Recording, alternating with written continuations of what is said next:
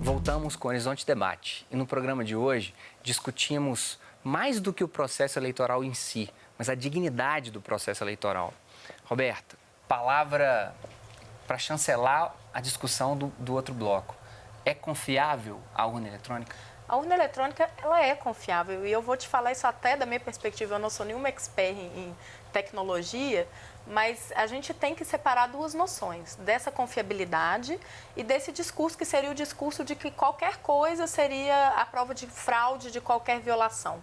Não é isso. Quando a gente diz que a urna é confiável, a gente vai muito além de falar de que uma tecnologia que existe ali, ela esteja à prova de fraude. Eu acho que isso não existe e eu costumo até falar isso muito com os alunos.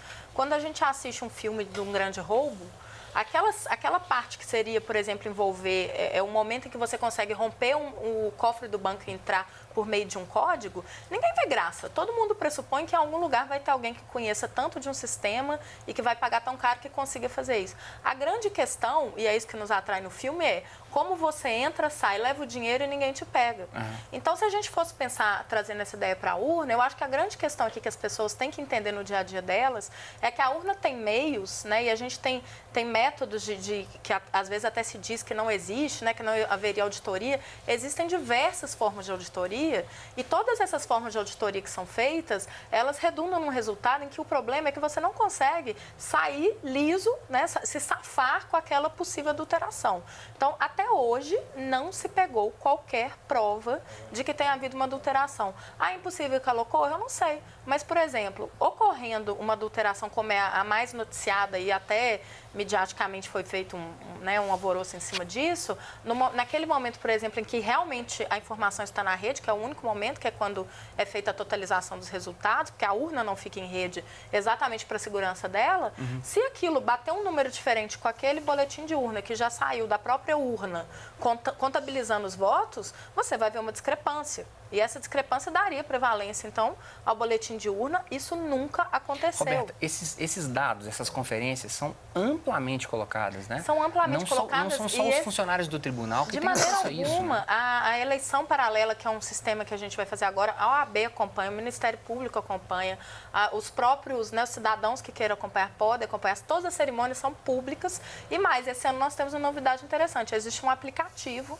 que vai permitir ao eleitor fazer a leitura do boletim de urna e ele mesmo vai poder fazer, então, a conferência dele, daqueles boletins que são afixados nas paredes, né, dos locais de apuração, inclusive para poder acompanhar, somar os grupos de eleitores e estarem mais presentes nesse momento de conferência, que é o que a gente está falando, né, professora? Sair um pouco daquela coisa da alienação acrítica, que só quer, né, fazer um escarcéu ao redor e se colocar como sujeito presente desse processo, assumindo essa participação para poder também, né, verificar onde haveria falhas. Agora é interessante perceber, dentro desse movimento político nosso, né, a esplanada dos ministérios dividida por um muro metálico, onde de um lado as pessoas a favor da presidente Dilma e do outro lado as pessoas contra a presidente Dilma. O interessante é perceber que aquele que estava a favor da presidente Dilma não está a favor de Renan, não está a favor de Cunha.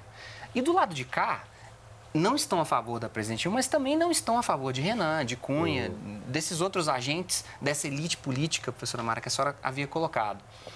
Esse muro, Lucas, é a prova da nossa histeria, assim, é a construção desse manicômio, porque a gente não se junta para poder chegar para esses agentes dessa elite política para dizer assim, olha, a gente não quer isso que vocês estão colocando para a gente. Eu gosto muito de ler os textos do Leonardo Boff. Sim. Né? E ele fez uma reflexão no segundo turno, né, que foi realmente emblemático. Parecia final de campeonato brasileiro, o pessoal gritando na janela, né? Ele fala que está sendo criado um discurso de ódio e o país está sendo dividido entre duas classes de pessoas que, em tese, se odeiam. Né? E essa coisa do muro, ela foi muito emblemática de uma maneira negativa, sabe? Eu achei aquilo muito, muito significativo, negativamente falando. Porque, na realidade, nós sabemos muito bem que essa divisão, ela não é apenas ideológica, ela não é apenas moral, né, há uma série de questões não tão positivas, não tão significativas, que estão fomentando essa divisão. E nós sabemos que está havendo uma condução ideológica para isso, né? Esse discurso de ódio. O Leonardo Boff falou muito bem isso.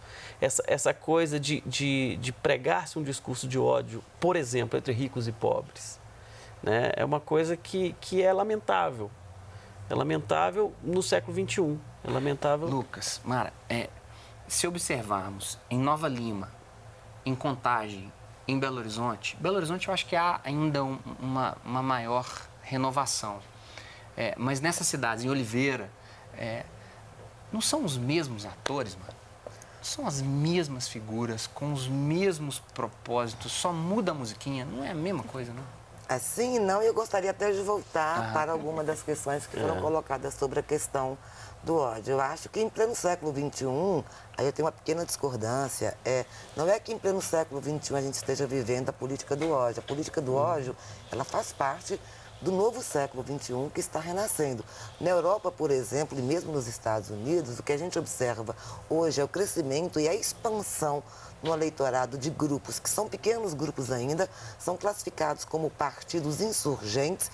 Esses partidos, eles estão nas ruas sequestrando a agenda do legislativo. O que significa isso? Crescimento de grupos radicais, sobretudo de extrema direita, que tem uma política de medo de perda de direitos, e esse medo acaba se transformando em ódio naquele que representa o fator que ele produziu medo, como o caso, por exemplo, do discurso extremamente nacionalista e anti-imigrante, que acontece hoje em inúmeros grupos que sequestraram a agenda de consenso da União Europeia, o que acontece hoje na candidatura do Donald Trump, que faz um discurso também de ódio, um discurso extremista, portanto, representativo de uma extrema-direita. Voltando à questão do muro, colocado no dia das votações do impeachment, que dividiam duas categorias de pessoas que protestavam, e eu os acompanhei em Belo Horizonte.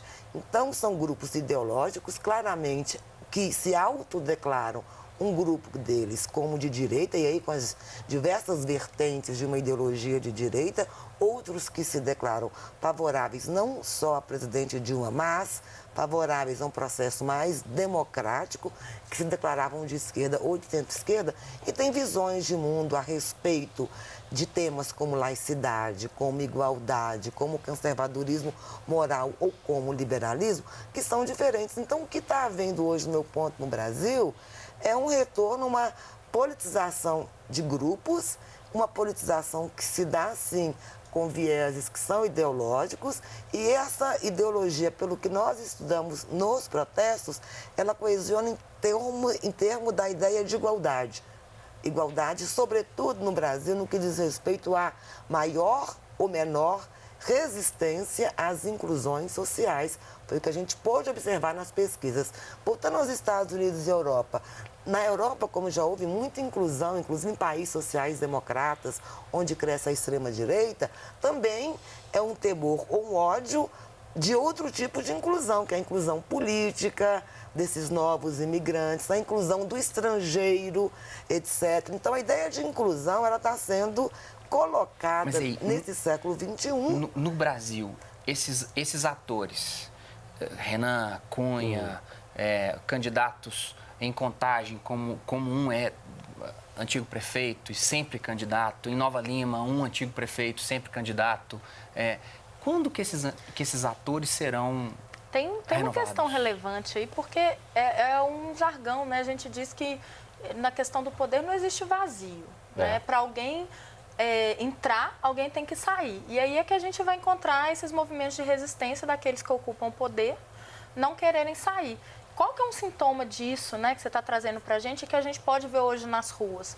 É o sumiço da propaganda eleitoral.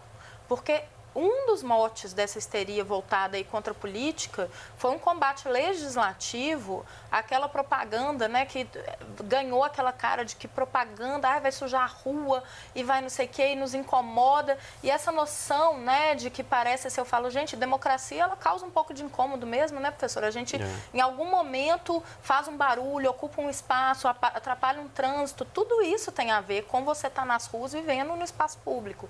Quando a gente tem uma legislação, né, fruto especialmente da última mini-reforma, ou seja, feita por aqueles que estão no poder, e você percebe um discurso vendido para as pessoas em geral, no sentido de que isso vai fazer campanha ser barata e isso é bom. A gente vai reduzir propaganda e isso é bom porque não nos incomoda. Quem está ganhando com isso? Quem está ganhando é quem já está no poder. Porque no final das contas, as pessoas vão chegar daqui a poucos dias, né, nas eleições e elas vão falar assim, nossa, mas eu só conheço aqueles mesmos candidatos. É claro, porque aquele, se eu ouço o nome uma vez, eu já o conheço, eu já gravei. Como eu conheço uma proposta nova, com tempo de TV reduzido, com a propaganda dos vereadores reduzida a inserções em que você não consegue passar uma mensagem sequer, com um combate muitas vezes exacerbado sobre o uso das redes sociais, que eu acho que deveria ser fomentado e ampliado como espaço de democracia, com, às vezes, normas, né? Isso é da questão da lei mesmo, que colocou muitas e muitas restrições que, quando a gente para pensar no sentido delas, que bem jurídico que elas estão protegendo? Por que eu não posso ser exposta a uma bandeira de mais de 4 metros quadrados? O que será que tem de tão grave de eu ver uma bandeira tremulando, que a gente vai levando para esse lado de que tem que reduzir, reduzir, reduzir? Então, acho que o ponto é esse. Talvez uma resposta para encaminhar e é importante que as pessoas saibam disso. Um discurso também dentro dessa exacerbação é a questão da preocupação com gastos, levada ao ponto de que a gente fala assim, não queremos dinheiro dentro da política, não queremos propaganda, não queremos nada, ou seja, queremos uma democracia livre de política tão antisséptica que a gente para de se abrir como cidadão para conhecer, dialogar. Acho que tudo isso amarra o discurso do ódio, a intolerância, a divisão dos muros, porque isso vai ser um fruto da nossa aversão, que está solidificando uma aversão à política em si e que leva a essa situação. Ganham os que já estão no poder, que vão acabar não saindo. Você conhece um seriado de uma provedora de filmes? A cara do que a Roberta colocou agora. House of Cards. Tem alguém manipulando essa história. Vamos para um breve intervalo. Até daqui a pouco.